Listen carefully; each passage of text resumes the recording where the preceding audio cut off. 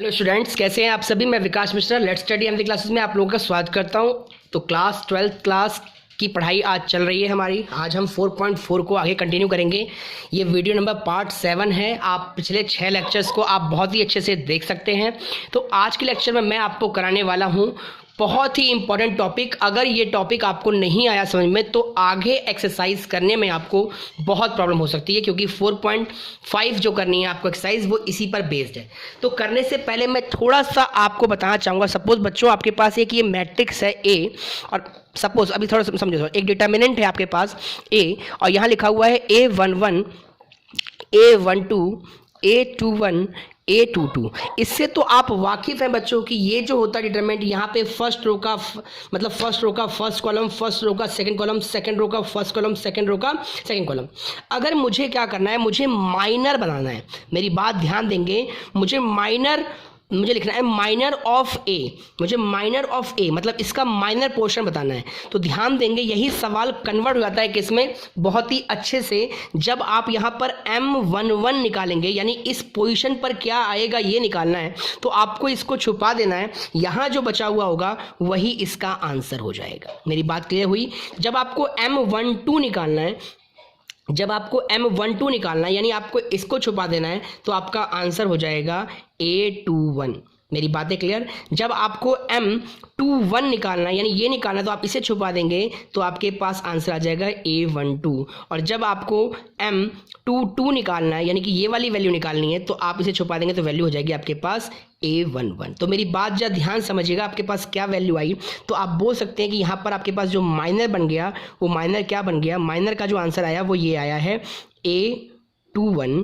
मतलब यही वैल्यू आपको दिखानी होती है जो यहाँ पे लिखी हुई है ए। यहाँ पर आपके पास 22 आ गया, और फिर यहाँ पर आपके पास A21 आ गया, यहाँ पर आपके पास A12 आ गया, और यहाँ पर आपके पास A11 आ गया। इसका मतलब ये है बच्चों कि जो भी वैल्यू ऐसे छुपा देना है, ये यहाँ आ जाएगा। उसकी पोजीशन पे क्या आएगा ये बताना होता है। This is the concept of minor. ये कौन सा कॉन्सेप्ट है, माइनर का। फिर दोबारा समझना ध्यान से, आप जिस पोजीशन की बात कर रहे हो उसको डिलीट कर दीजिए, जो बचा हुआ है वही उसकी जगह पर आंसर होगा। ये 2/2 का कॉन्सेप्ट है। आप जिस पोजीशन की बात करो उसे डिलीट कर दीजिए, जो बचा हुआ है वही कॉन्सेप्ट वहां पर आ जाएगा। तो ये तो हो गया माइनर के अंदर, ये माइनर की बातें हैं।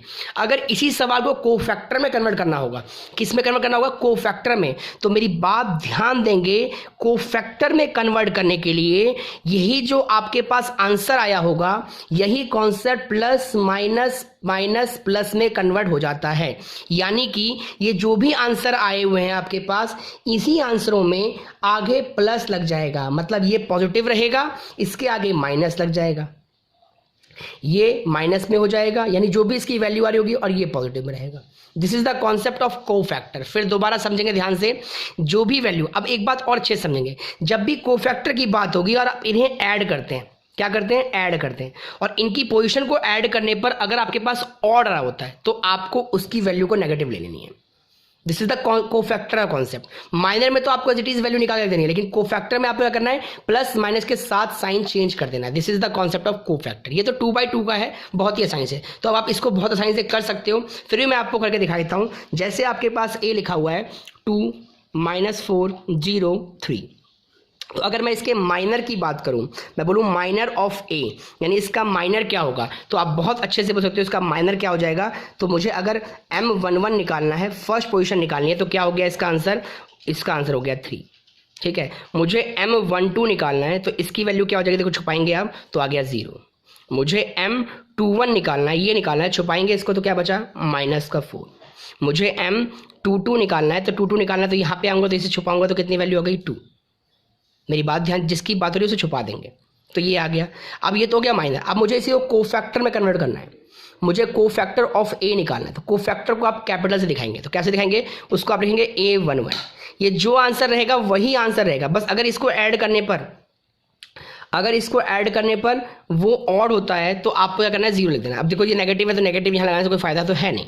अब देखिए यहाँ पर ये M है, तो ये A21 की बात होगी, तो ये क्या हो जाएगा, पोजीशन इसकी क्या होगी, ये ऑलरेडी माइनस में है, एक माइनस आगे आ जाएगा, तो ये क्या बन जाएगा, 4 बन जाएगा। क्या बन जाएगा, 4। A22 की बात होगी तो ये 2 ही रहेगा।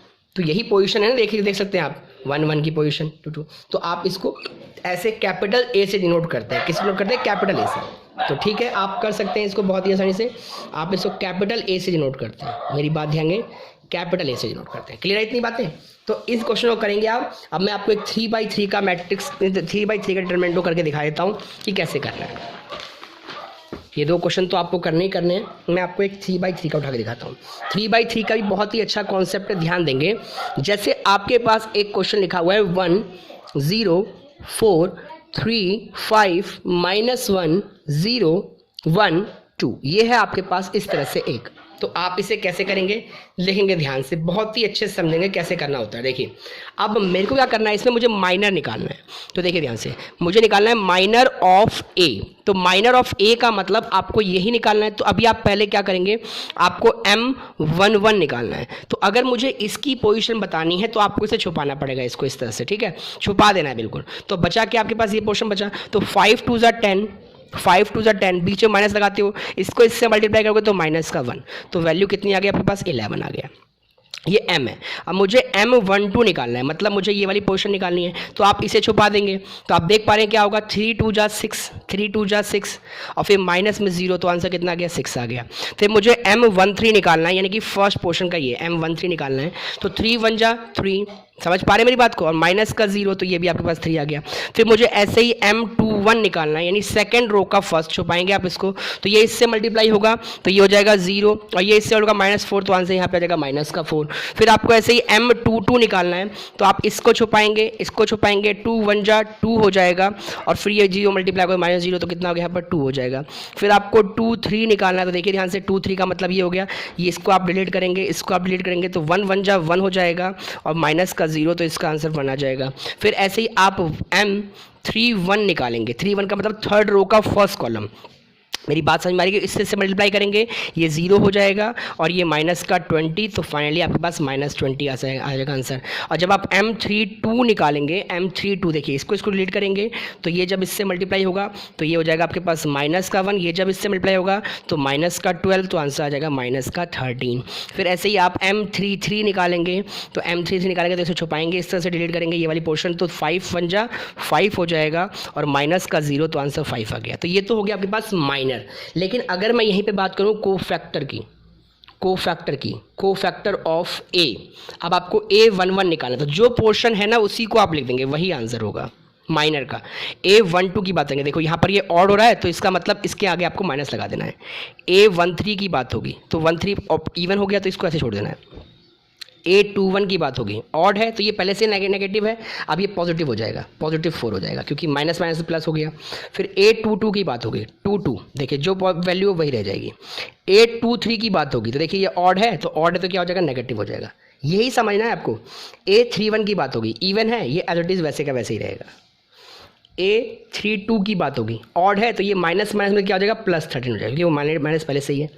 A33 की बात होगी, तो ये क्या होगा, 5 हो जाएगा। तो इस तरह से आप लिखेंगे कोफैक्टर को, इस तरह से लिखेंगे माइनर को। आज के लिए इतना ही। ये जो दो क्वेश्चन है बच्चों, इसे आपको करना है। थर्ड क्वेश्चन क्या कहता है, कोफैक्टर ऑफ सेकंड रो इवैल्यूट के लिए बोल दिया। जब भी इवैल्यूट किससे बोला है, इसने बोला है सेकंड रो से, तो इसकी जो वैल्यू होगी वो ऐसे होगी, ऐसे सेकंड रो A, ऐसे A, सेकंड रो की बात हो रही है ना, इसीलिए तो आपको सेकंड वाला पोर्शन ही उठाना है। जब इसने सेकंड बोल दिया तो आपको सेकंड वाला पोर्शन ही उठा के सॉल्व करना है, कुछ इस तरह से। फिर यहाँ लिखना है A22, तो A22। फिर आपको लिखना है यहाँ पर A23, तो यहाँ पर भी A23। इसका मतलब ही ये है कि आपको सेकंड रो उठाना है, सॉरी सेकंड रो का फर्स्ट कॉलम बोला है ना, सेकंड रो का फर्स्ट, तो 2 1 होगा, ये 2 1 2 1, ठीक है, दोनों का। ये देखिए सेकंड रो का फर्स्ट, सेकंड रो मतलब सेकंड रो की बात करिए तो सेकंड रो के एलिमेंट को ही लेना है, यहाँ पे इवैल्यूट हो जाएगी।